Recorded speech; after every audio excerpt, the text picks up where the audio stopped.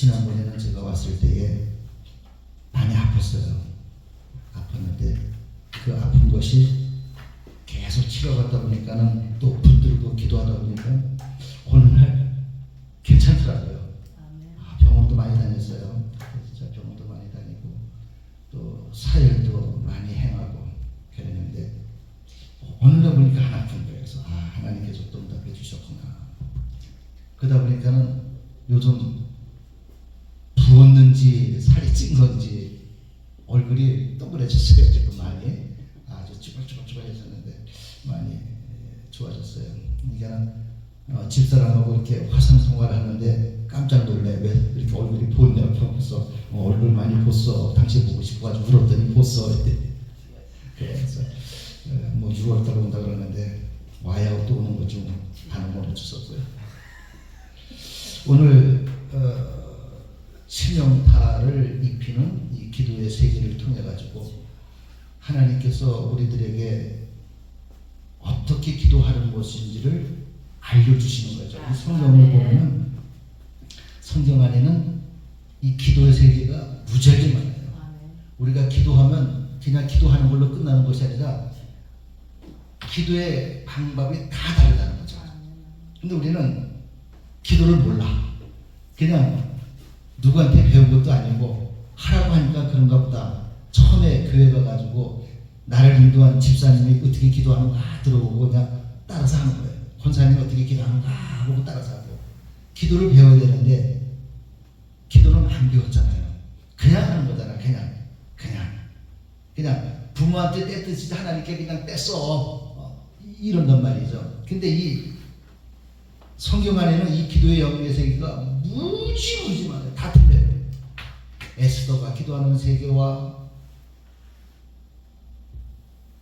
또 예수님께서 기도하는 세계가 다르고 이사야 선지자가 기도하는 세계가 다르고 아브라함이 기도하는 세계가 다르고 다윗이 기도하는 세계가 다르고 이 성경의 주인들이 기도하는 세계가 다 다르죠. 그러니까 우리는 어떤 방법을 취하더라도 거기에 합당한 방법을 취해서 기도하면 하나님은 응답을 해주신다는 거예요. 다 해주신다는 거예요. 오늘 이 역대하 13장에 나와 있는 이 기도의 세계, 역대하 13장은 솔로몬 사후에 이스라엘이 남과 북으로 갈라집니다. 갈라져 가지고 북쪽은 여로보암이 다스리고 남쪽 유다와 베냐민 지파 다스리는 르호보암이 다스려요. 그리고 르호보암이 죽고 나서 그의 아들 아비야가 왕이 돼가지고 북쪽을 다스리는 여로보암하고 전쟁을 하게 되는 거죠. 전쟁. 지금 여기 보니까 역대하 13장 1절에서 17절 오늘 본문의 17절까지 말씀을 보면 북이스라엘을 여로보암이 18년을 통치하고 있어요. 18년을 통치하고 있는 상태에서 남주다 르호보암 왕의 아들 아비야가 르호보암 왕을 이어서 유다를 다스리기 시작한 지 한 3년차 됐을 때에 전쟁이 일어나는 거예요.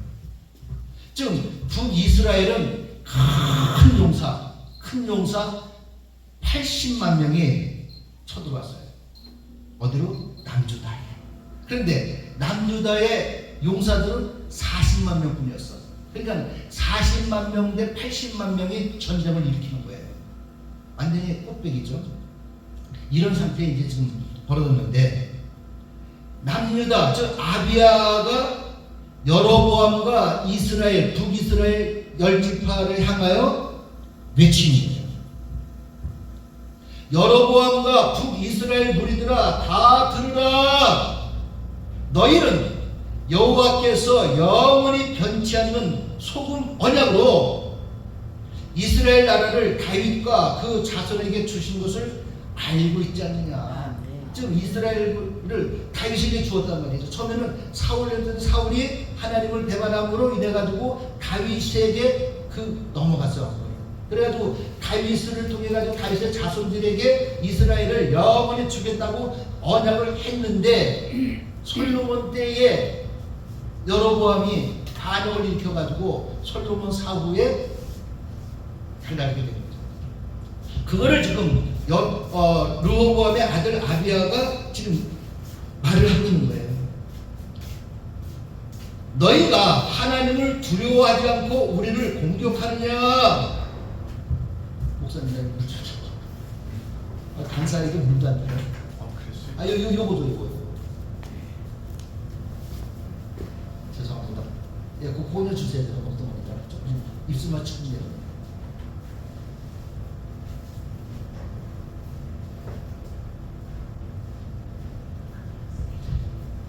여로보암이 르호보암을 배반하고 북이스라엘을 세운 것을 책망하며 솔로몬의 신부 여로보암이 솔로몬을 배반하자 남봉과 비류가 모여 쫓음으로 스스로 강하게 되었느니라. 지금 어떻게 보면은 우리나라하고 지금 이게 정치 사정이 좀 비슷해요.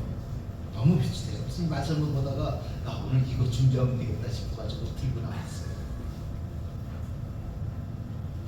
여로보암이 르호보암을 대적했을 때에 르호보암이 어리고 마음이 연약하여서 여로보암의 악한 행위를 능히 막지 못했죠.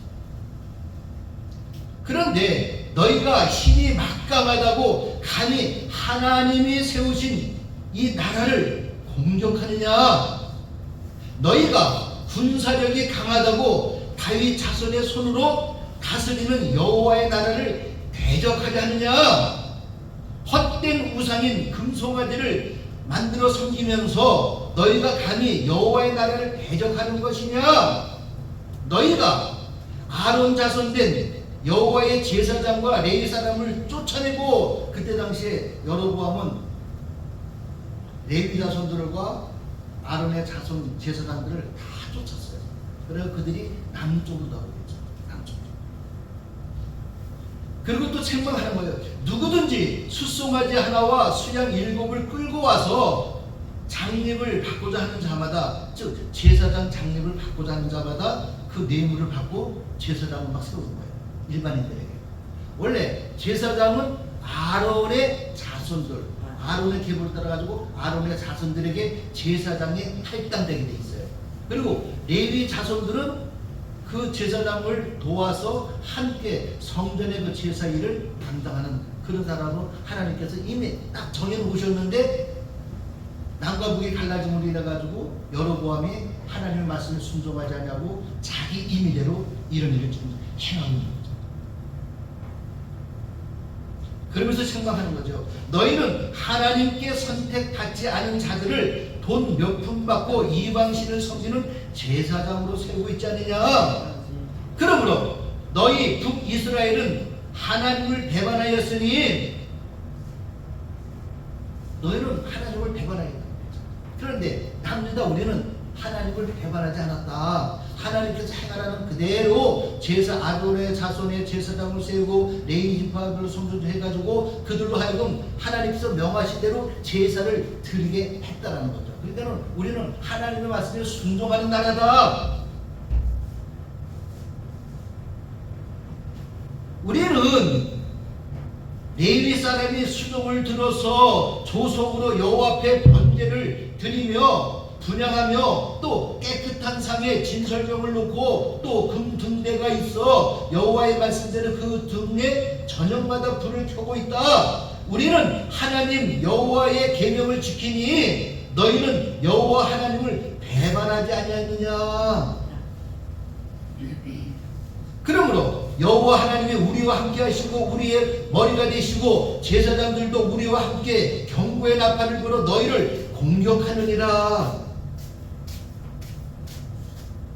하나님이 우리와 함께 하사 우리의 머리가 되시고 그 제사장들로 우리와 함께하여 경고의 나팔을 불어 너희를 공격하느니라. 그러니 이스라엘 자손들아, 너희 열조의 하나님 여호와와 싸우지 말라.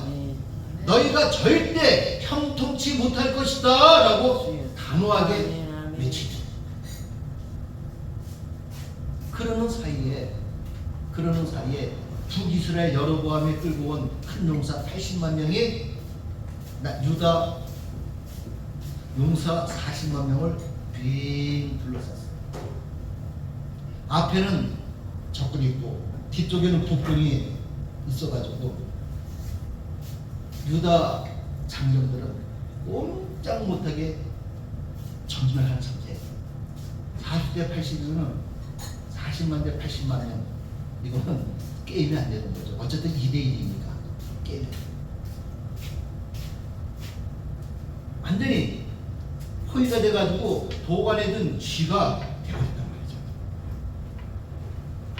완전히 포위되어 버린 이런 상태에서 여호와께 부르짖습니다. 오늘 보면 13장 15절의 말씀이죠.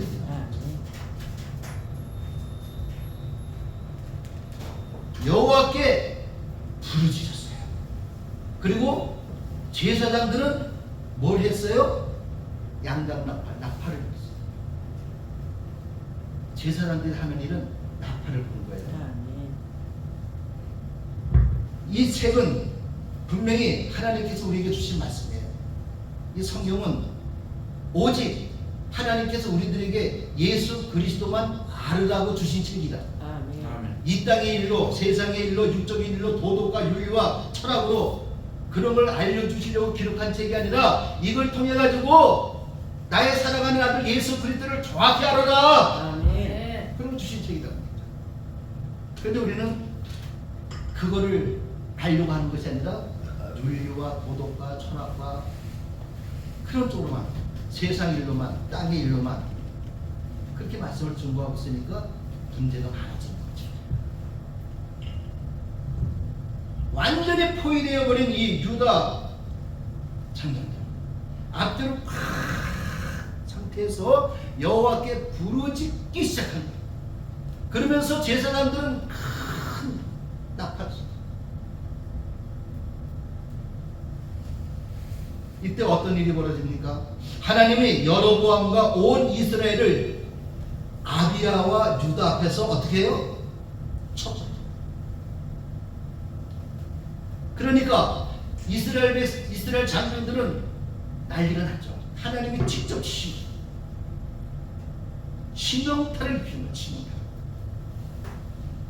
그러니까 유다 앞에서 이스라엘 큰 용사들이 패하게 되니까 어떡합니까? 발걸음아 나타나라 도망가기 시작해요. 그때에 하나님께서 아비야와 유다 용사들에게 그들을 붙여줘. 그래가지고 그들을 쫓아가면서 죽이죠. 얼마가 죽었다고요? 아까 읽었잖아요. 50만 명. 80만 명이 왔는데 50만 명이 죽어버렸어요. 완전히 시산혈가 된 거죠. 50만 명이 죽었다고 한번 생각 한번 해보자고요. 그 벌판에 50만 명의 시체가 널려져 있다고 생각 한번 해보자.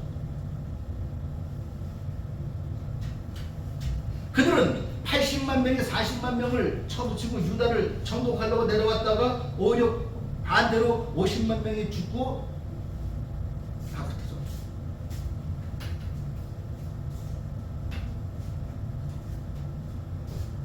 지금 하나님께 소리를 질렀다 그래. 소리를 질렀다. 소리 지르다 하는 건 뭡니까? 루아, 히브리어로 루아인데 그 뜻은 외치다, 소리 지르다, 큰 소리로 부르다, 소리를 높이다 이런 뜻이에요. 유다 사람들이 소리를 지르니까 이 소리를 지를 때에 최대한 크게 외칩니다. 최대한 크게. 이때에 하나님은 그 소리를 듣고 제사장의 나팔 소리를 듣고 북이스라엘을 쳐버리는 거죠.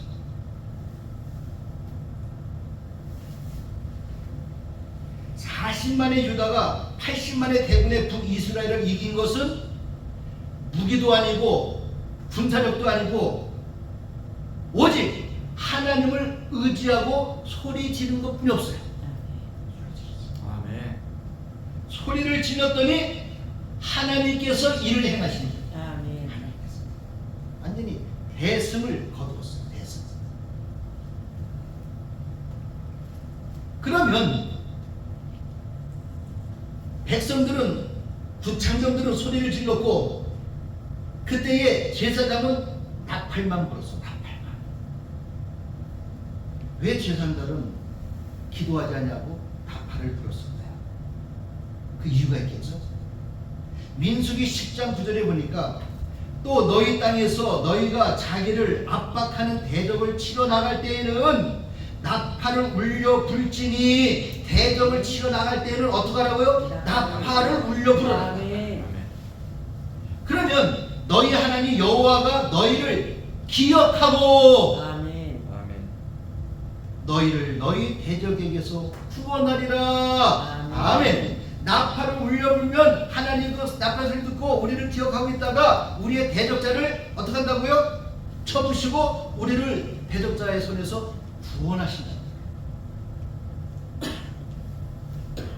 여호수아 6장 20절에 보면 너무나도 잘 알고 있는 말씀이죠. 여리고성이 무너지는 사건이 벌어지는데 제사장들은 나팔을 불매 백성은 외치고 제사장은 나팔을 부르라는 거예요.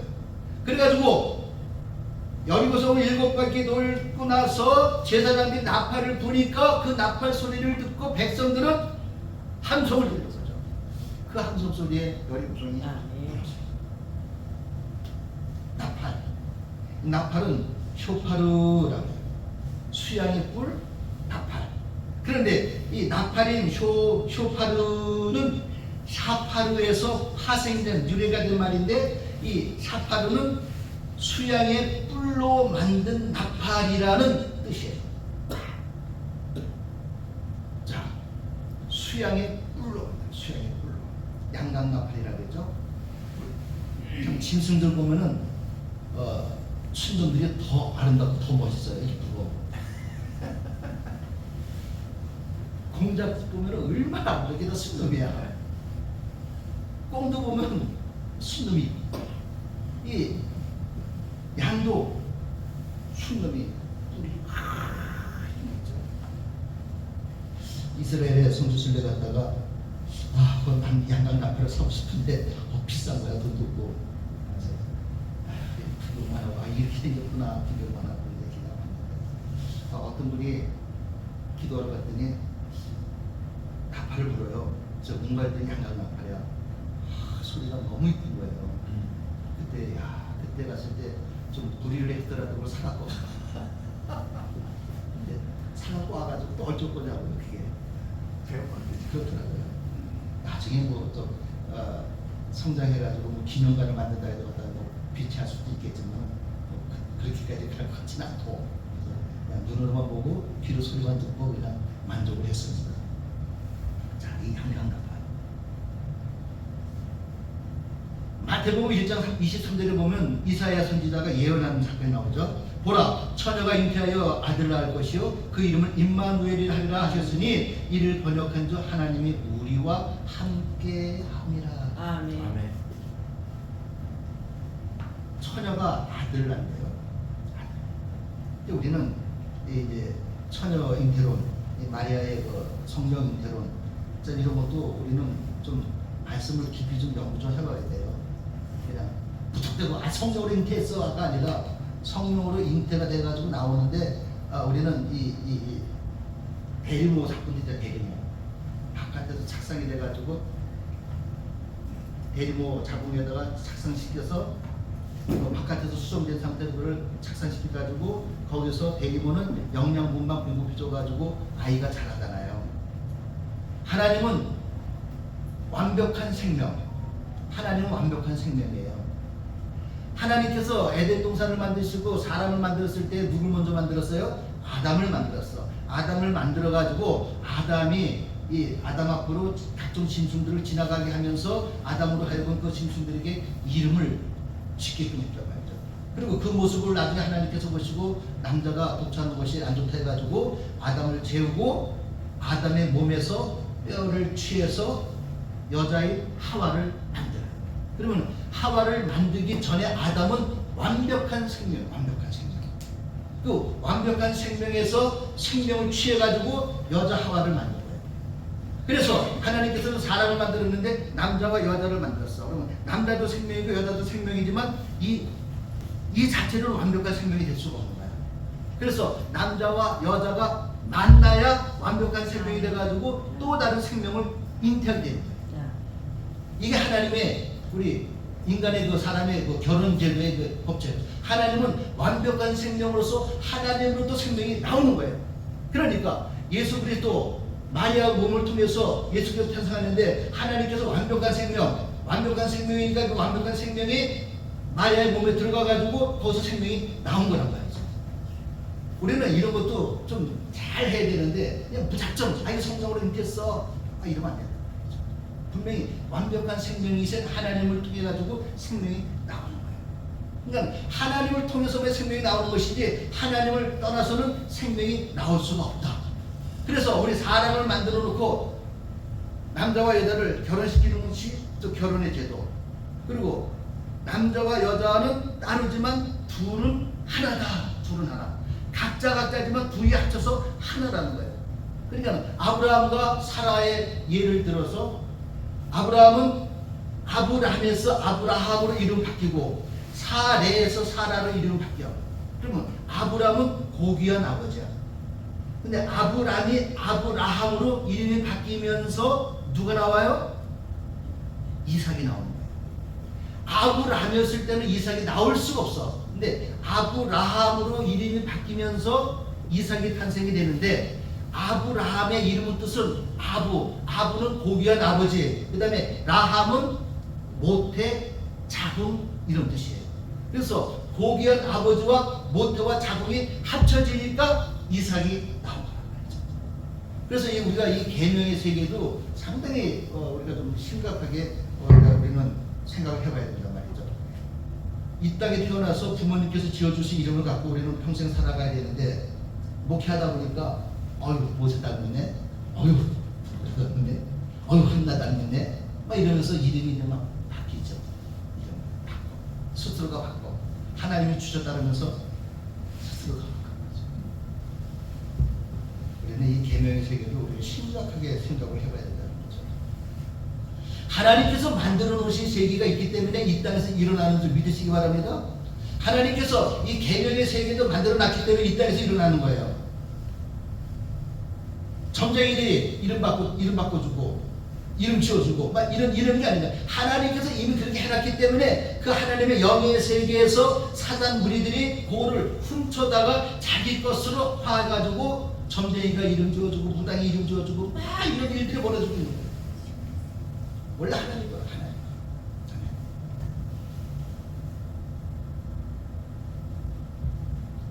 이 처녀가 잉태하여 아들을 낳을 것이요 그랬어요.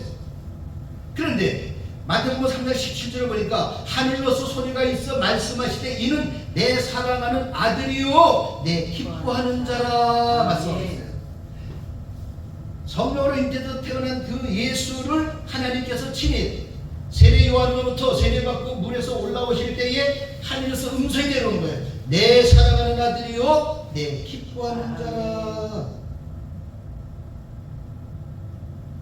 또 요한복음 1장 29절에 보니까 이튿날 요한이 예수께 자기에게서 나오심을 보고 가로되 보라 세상 죄를 지고 가는 하나님의 어린 양이로다. 요한복음 1장 36절에도 예수의 다니심을 보고 말하되 보라 하나님의 어린 양이로다. 그러니까 예수 그리스도는 하나님의 사랑하는 아들이고 하나님의 어린 양이야. 오직 하나님의 어린 양은 오직 예수뿐이에요. 예수만 하나님의 어린 양이지 다른 자가 하나님의 어린 양이에요. 여기서 어린 양이라는 것은 양이 적은 거, 작은 새끼야 이걸 말하는 게 아니에요. 그 양 자체가 어린 양이고 하나님의 어린 양, 그분이 예수 그리스도의 모형이란 말이에요. 하나님의 어린 양이. 그런데 이 하나님의 어린 양, 즉 제물이 되어가지고 죽는 하나님께 번제를 드릴 때에 순양을 드려요. 순양을 드려요. 암양을 드리는 게 아니고 순양이 번제의 제물이 되는 거야. 그러니까 순양의 예표인 예수 그리스도께서 번제로 드려지는 거예요. 그러니까 아브라함이 이삭을 모리아산에서 번제를 드릴 때에 하늘에서 음성이 내려오죠. 쏙. 그리고 돌아서 보니까 순양이 뿔이 엉켜 걸려 있어가지고 하나님께서 예비하신 그 순양을 가져다가 이삭 대신 번제로 드려요.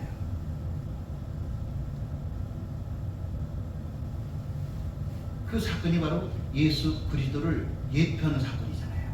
예수 그리스도. 이삭은 주인공이 아니요.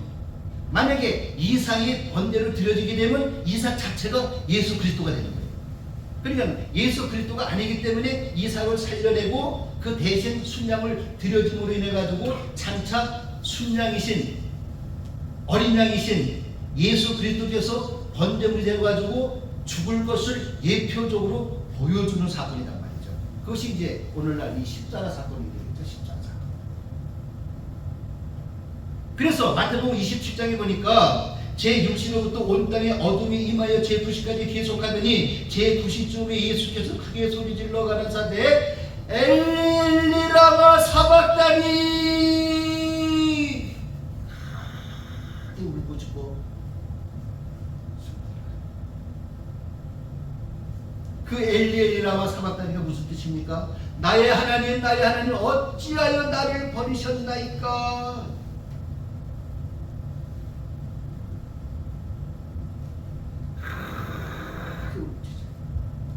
순양의 뿔로 만든 양강나팔을 제사장이 불어야 하나님이 그 나팔 소리를 듣고 그 소리를 듣고 우리의 대적자를 하나님께서 쳐버린다 했어요.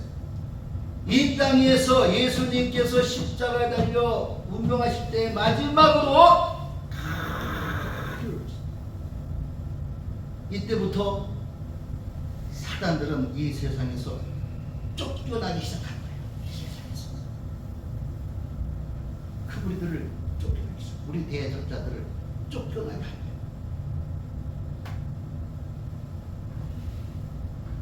그래서 제사장들은 순양의 순양의 뿔로 나팔을 만들어가지고 불어야 됩니다. 오직 그 뿔로 된 나팔을 불어야지만 하늘에서 하나님께서 그 음성을 들으십니다. 그 음성을 듣고 하나님께서 대신 싸워 주시는 거죠. 그렇기 때문에 여리고 성도 마찬가지예요. 제사장들이 양강나팔을 부를 때에 그 양강나팔 소리를 듣고 이스라엘 백성들이 함성을 지를 때에 크고 견고했던 그 여리고 성에 무너지는 거예요. 그때 하나님께서 같이 역사하시는 거죠. 하나님께서 치신 거예요. 우리들은 간혹가다 이렇게 TV에 보면은 소프라노 가수들이 와 하면 막 두리다리 막 팍팍 깨지는 거 그런 것도 영상을 본 적 있잖아요. 공명을 주가지고. 근데 그때 당시에 분명히 하나님께서 향하셨다는 거죠.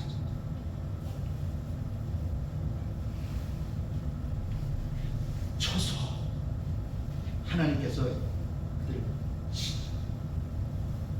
때리다, 죽이다, 치명타를 입히다. 이 치명타를 입힌 게 어떤 겁니까? 요즘은 이제 그 권투 경기를 이제 참 보기가 쉽지가 않은데 이 권투 선수들이 같은 체급끼리 열심히 막 싸우는데 얼굴에 한 방 딱 맞았는데 그냥 나가 떨어져. 우리는 그걸 갖고 치명타다. 이 정관, 주먹의 정관 이걸로다가 턱이나 관자놀이를 제대로 얻어맞으면은 순간 그냥 떨어져 버려요. 이것이 치명타, 치명타.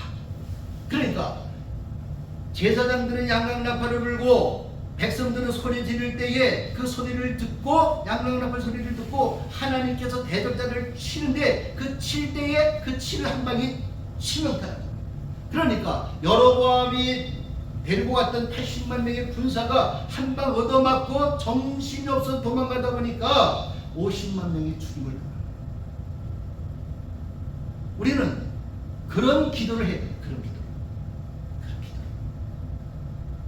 하나님께서 들으시고 깜짝 놀라가지고 그래 알았어 그냥 대적자를 치는 이런 기도를 해야 된다는 거죠.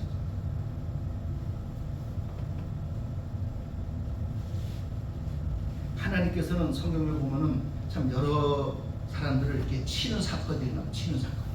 하나님께서 직접 치시죠.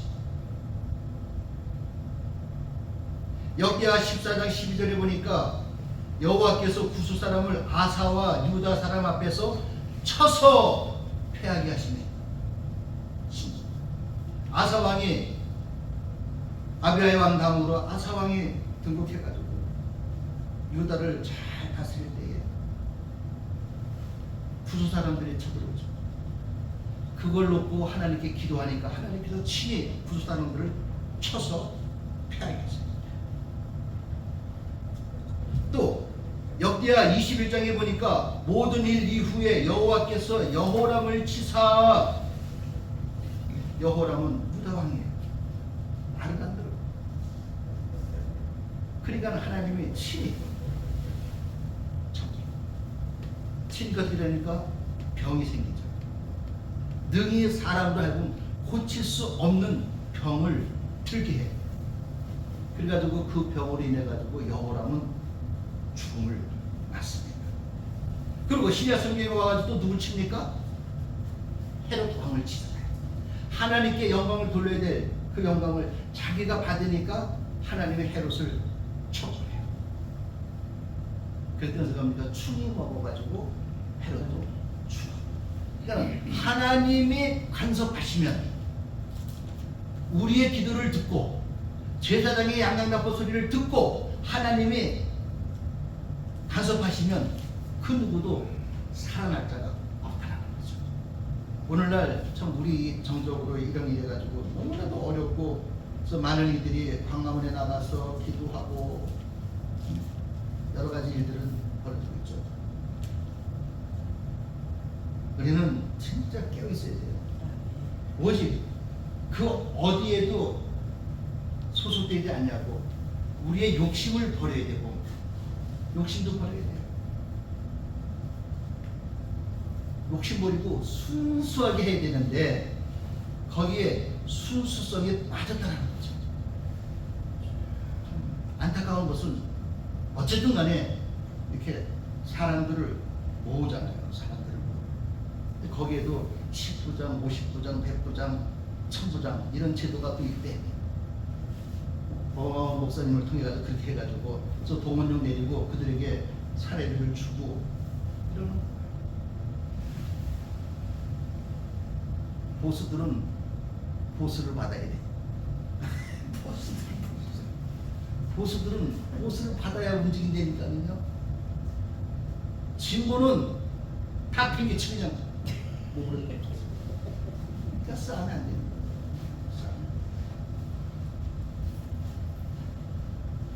보수도 옳고 진보도 옳아요. 다 옳아. 근데 보수는 진보가 잘못됐다. 진보는 보수가 잘못됐다. 옳은 것 같고 또 잘못됐다. 근데 안타까운 거는 보수는 보수를 받아야 되고 진보는 그냥 내몸을 떠나는 겁니다. 그러니까 애초에 싸우면 욕심을 버려야 되는데 순수하게 나가야 되는 거죠. 하나님은 어떻게 응답하실지 모르겠어요. 이럴 때는 우리가 여기 계신 이제 목사님들 계속 보면은 대형 교회들이 싸움이 나가지고 갈라지는 이런 일들을 우리가 많이 봤잖아요.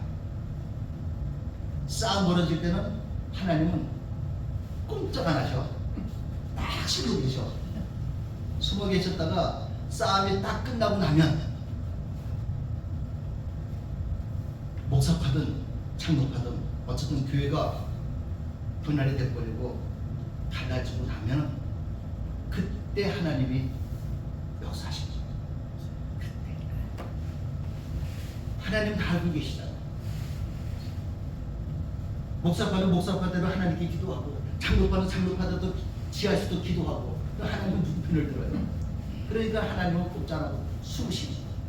그랬다가 모든 것이 딱 재판으로 하든 어떤 것을 하든 자기가 딱 결론 나가지고 교회가 딱 갈라지고 나면은 그때 하나님은 역사하신 거예요. 그랬을 때에 우리는 제3의 눈으로 대형교회가 갈라지고 나서 나중에 일어나는 일을 보면 아 그쪽이 잘못됐구나, 아 이쪽이 뭔가 잘못됐구나 알 수가 있는 거예요. 지금 이 나라도 우리는 알 수가 없어요. 대신 우리는 열심히 기도로 쌓아놔야 돼요. 그리고 어쨌든 간에 이렇게 갈라져도 이렇게 갈라져도 누가 대통령이 되든 탄핵이 되든 다시 복권을 하든 또 탄핵이 돼가지고 어떤 사람도 대통령이 되든 이것이 완전히 된 다음에 이제 어떤 일이 벌어질지도 알 수 없어요. 우리는 기도만 하면 돼요. 아멘. 그래서 그 기도를 하기 위해서 매주 금요일마다 이 신해산 기도에서 모여서 구국 기도를 여는 줄 알고 있습니다. 그러면 여기 모인 사람들은 순수하게 우리 조용히 논일 목사님께서 음식도 맛있게 해주니까 점심도 맛있게 먹고 또 기도하고 또 여기서 헤어졌다고 해가지고 기도가 끝나는 것이 아니라 각 가정과 각 교회 들어가서도 열심히 이 나라를 위해서 기도해야 돼요. 그래야 마음이 하나로 뭉쳐져요. 모여가지고 하나가 돼가지고 쫙 우리는 여기서 내가 얘기를 한 것이 요한에만 들릴지 모르겠지만 내가 얘기한 것이 여기서 얘기한 걸로 끝나는 것이 아니라 이 소리의 세계에서는 이 화장, 음파가 계속 하고 있는 거예요. 계속 하고 있는 거예요. 여기서 한 100m만 벌어지면 안 들리죠. 안 들리지만 내 소리는 계속해서 가고 있는 거란 말이에요. 없어지는 게 아니에요. 어디로? 하나님. 우리는 그 기도를 해야 돼요. 그러니까 화장으로 계속 밀어붙여야 되는 거예요. 그래서 우리는 기도할 수 있죠.